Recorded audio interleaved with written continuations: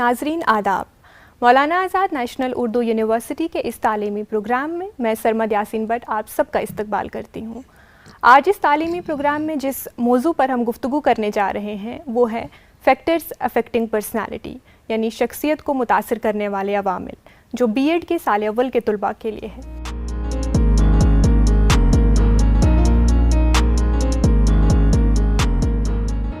इस मौजू पर बात करने के लिए हमारे साथ स्टूडियो में मौजूद हैं सदर शोबा तालीम व तरबियत प्रोफेसर मोहम्मद मुशाहिद साहब। मैं आपका इस प्रोग्राम में इस्तकबाल करती हूँ, आपका वेलकम करती हूँ। Thank you very much. Dear students, सबसे पहले मैं इस प्रोग्राम की आपको तरतीब बताती चलूँ। सबसे पहले हम फैक्टर्स को जानने की कोशिश करेंगे, कौन कौन से फैक्टर्स हैं जो पर्सनालिटी को इफ़ेक्ट करते हैं। इसमें से दोनों हेरिडिटी और एनवायरनमेंट दोनों को समझने की कोशिश करेंगे। तो सर, सबसे पहले मैं आपसे जानना चाहूँगी कि ये जो दो स्कूल्स हैं, हेरिडिटी और एनवायरनमेंट, जो अगर हम हेरिडिटी की बात करते हैं तो वो ये कहते हैं कि environment can not turn a dog into a goat. तो मतलब हेरिडिटी का इतना ज़्यादा इंपॉर्टेंट रोल है।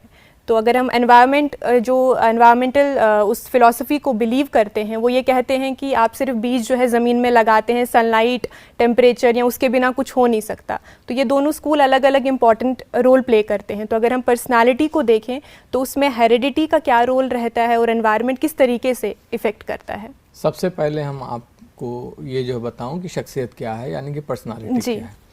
देखिए, पर्सनालिटी क्या है, मैं क्या हूँ, मेरी पूरी जो पर्सनालिटी है वो मैं हूँ, और आप क्या हैं, आप हैं। तो आप ऐसा हैं क्यों हैं, और मैं ऐसा हूँ क्यों, है ना।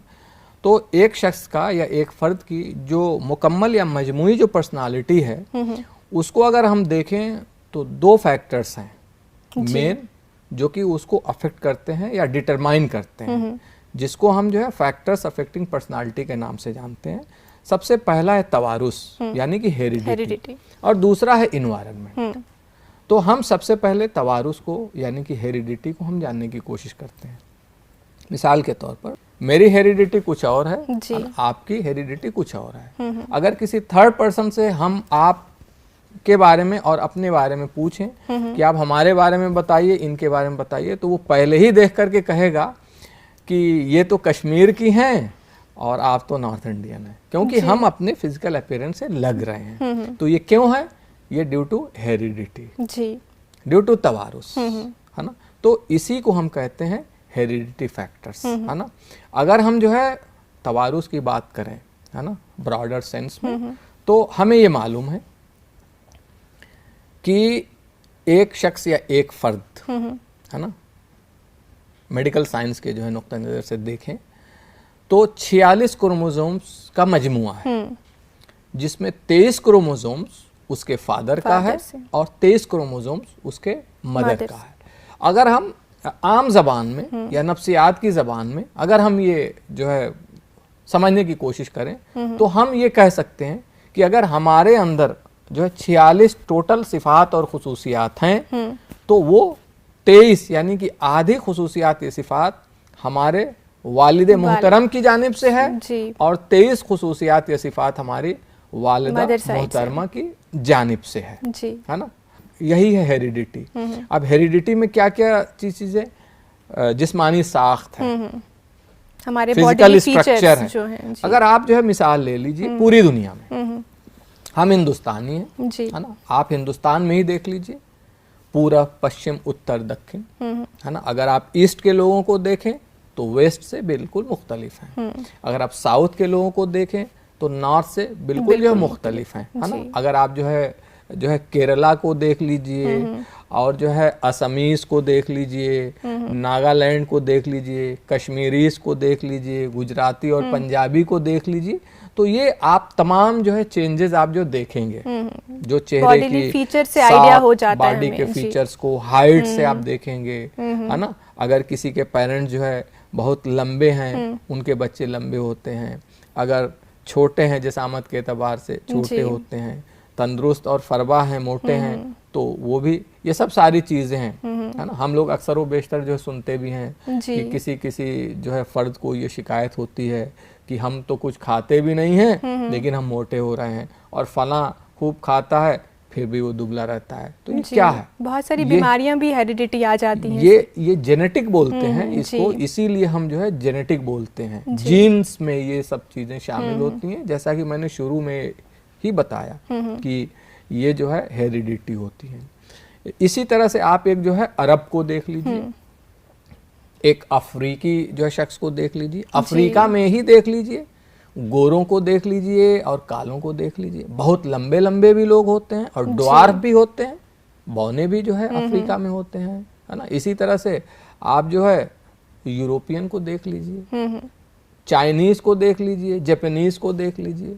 तो ये सब सारी चीजें जो हम देखते हैं, ये इतने डिफरेंसेस, इतना फर्क क्यों है? This is only due to heredity, है ना। इसी तरह से ज़हानत का भी मामला है जी। ये अक्सर व बेशतर ये माना जाता है, और स्टडीज ने, रिसर्चेज ने, जो तहकीक ने ये साबित भी किया है कि एक ज़हीन जो है वालिदैन, एक ज़हीन जो है बच्चे को जन्म देते हैं, और एक कुंद ज़हन वालिदैन से कुंद जहन वाले बच्चे जो है पैदा होते हैं। तो ज़हानत का मामला है ना। हमारे आंखों का कलर भी देख लीजिए, ये ड्यू टू, आप जो है अंग्रेज को देख लीजिए, ब्रिटिशर्स को देख लीजिए, और हम हिंदुस्तानियों को देख लीजिए। तो अगर हम ब्रीफ बहुत जो है मुख्तसरन हम देखेंगे, तो ये हेरिडिटी जो है या तवारुसी जो है अवामिल, ये ऐसे अवामिल हैं जो कि इंसान के जिस्मानी साख्त, फिजिकल जो है स्ट्रक्चर से आप देख सकते हैं। स्किन का कलर देखिए, कोई जो है गोरे होते हैं, कोई बीच कलर के होते हैं, और कोई सांवले होते हैं जी। तो इसमें भी जो है हेरिडिटी का ही रोल है। हम अपने कलर को चाहें हम चेंज कर लें,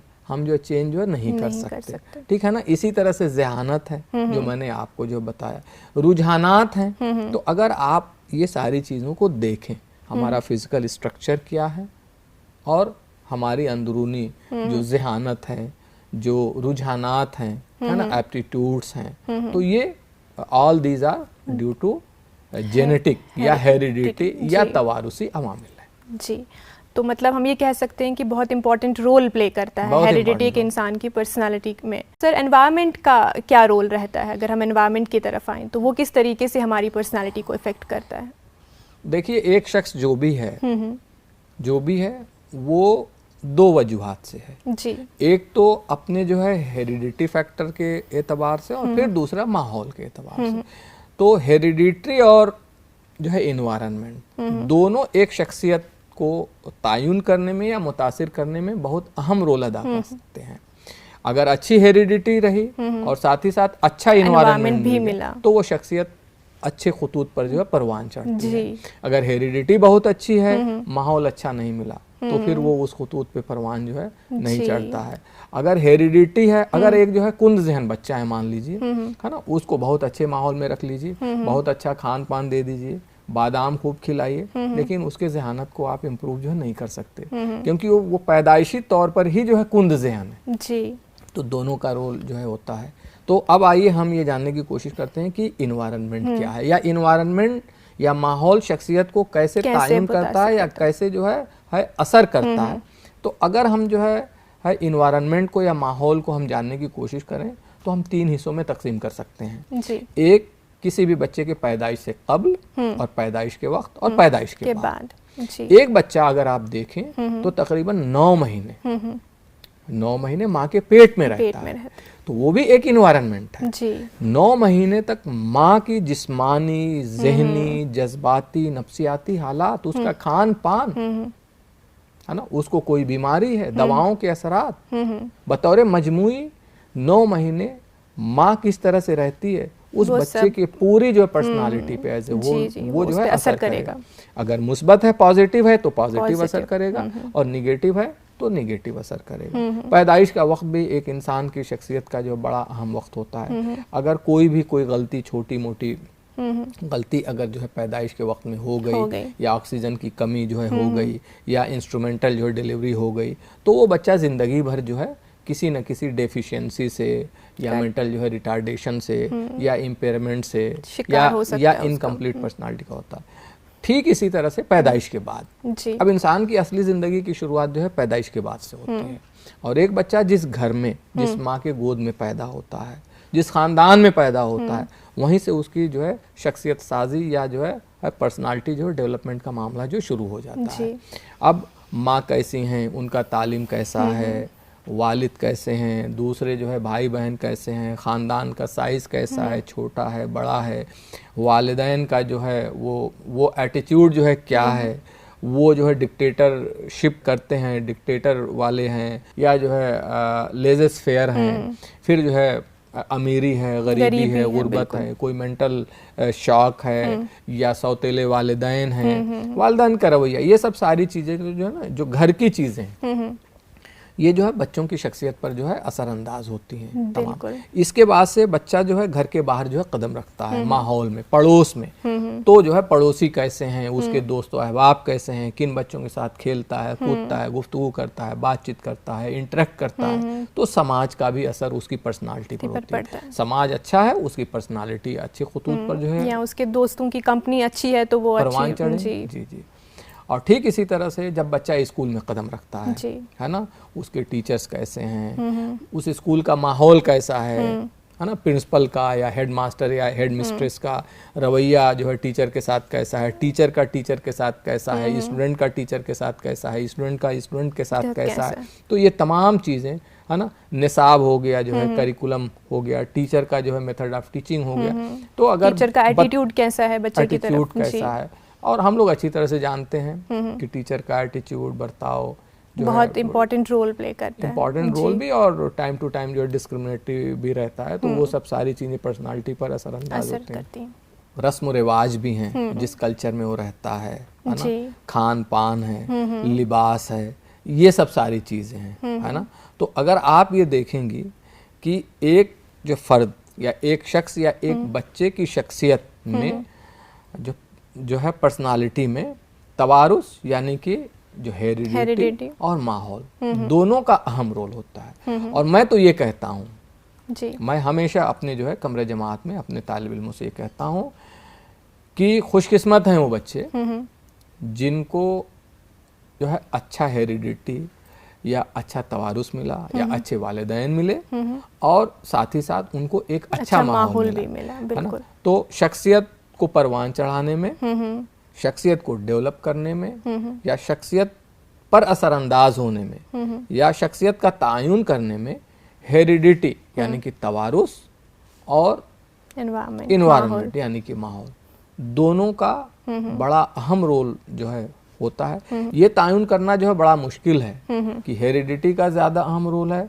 या माहौल का ज्यादा अहम रोल है। दोनों की अपनी अपनी सिफात हैं, दोनों की अपने अपने लिमिटेशंस हैं, है ना, दोनों की अपनी अपनी खूबियां हैं। लेकिन अगर हम देखें, है ना, अगर हम ईमानदारी के साथ कहें तो मैं कैसा हूँ इसमें मेरे हेरिडिटी और मेरे माहौल दोनों का बराबर रोल है। तो इसलिए हम ये कह सकते हैं कि एक शख्सियत को मुतासिर करने में या तायुन करने में तवारुस और माहौल दोनों का बराबर रोल होता है, बराबर रोल। हाँ, हम अक्सर ऐसा देखते हैं, बहुत सारे बच्चे जो हैं मतलब हेरिडिटी वाइज हैं, जेनेटिकली बहुत इंटेलिजेंट हैं, लेकिन अगर अच्छा माहौल नहीं मिला उनको तो पीछे रह जाते हैं। तो दोनों का एक इम्पॉर्टेंट रोल रहता है, दोनों का इम्पॉर्टेंट। जी।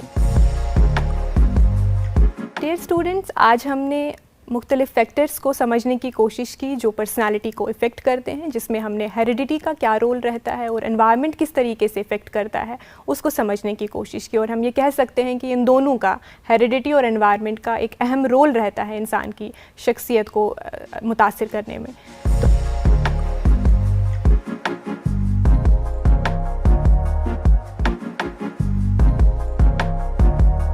हमें मज़ीद जानकारी के लिए आप हमें इस पते पर भी राब्ता कर सकते हैं। सर, आप हमारे साथ स्टूडियो में तशरीफ़ लाए और आपने बहुत ही अच्छे अंदाज में मुख्तलिफ फैक्टर्स जो पर्सनालिटी को इफ़ेक्ट करते हैं, हेरिडिटी और एनवायरनमेंट, हमारे स्टूडेंट्स को समझाया। आपने अपना कीमती वक्त हमें दिया, आपका बहुत बहुत शुक्रिया। Thank you. आपका भी शुक्रिया। Thank you so much. Thank you so much for joining us today. आपसे फिर मुलाकात होगी फिर किसी नए उन्वान के साथ। तब तक के लिए दीजिए इजाज़त। आदाब।